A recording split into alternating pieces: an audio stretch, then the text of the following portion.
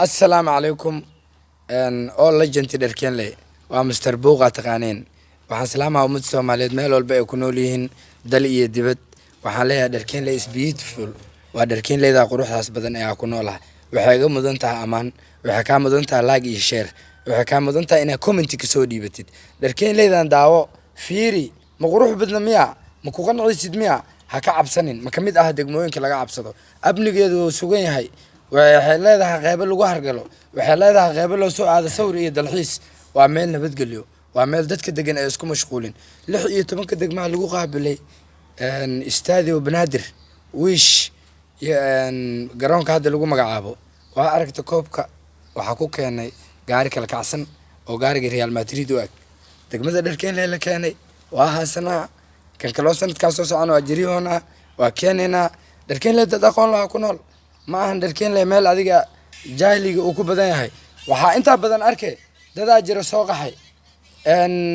ka soo qaxay guriyahooda xigli abaartii dhibaatooyinka ay jiray dharkeen la soo degay kaamam iyo qaxootiyaal waa laga bedelay waxaas guriyaha dabaqi iyo filooyin ay leeyihiin dad horumaray noqdeen waxa maqloosa hadda galmudug iyo gaalkacyari iyo meelahaas iyo madiina dhaxdeeda la ku yaalaan waa madiinadeeda qurux badan tahay wadajir iyo dharkeen leh madiina waxa ka dhigi karnaa gobol way noqonay laakiin madhahay gobol ha noqoto ma ka hadlooyo arrimo siyaasadeed waxa ka qancooya ama aan ku qanacsanahay degmadeeda qurux badan way qurux badan tahay ila fiiri been ma ka sheega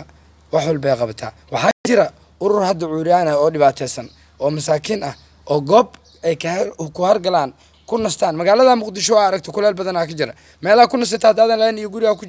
ajiifato ma noolaa kartid waxaan noqonay ay bakaar laga soo buro ilaa kaaraan orday oo carabka ka soo dhaca amal cuuriyaanteena hadda way nastaan anaka cuuriyaanteena ma aha cuuriyaan Soomaaliyeed dharkeen la cuuriyaan aniga laba iyo hal way jiraan laakiin cuuriyaantii inta badan waxay ka imaadaan magaalada Muqdisho iyo gobolada waxay ku nastaan degmada dharkeen leh biyo afar ilaa saac iska socdo qad iyo telefoonadooda ay ku isticmaalaan waalidiintooda iyo qaraabadooda ay la hadlaan intaas waxa ka dhameystirtay degmada dharkeen leh oo isbahaysata qof hebel ma dhigi karno laakiin anagoo dhan waxaan nahay mid dharkeen leh is one language one religion one nation one kila kitu wax walbo waxa ka nahal dharkeen leedeena mid ahaada wax cadawa ma qabno ومن قبنا أمد الصوماليات وحاجعلنا دقمدينا وهو ما كرتان دلحيس عدول بو أهاتان وإذن سلامينا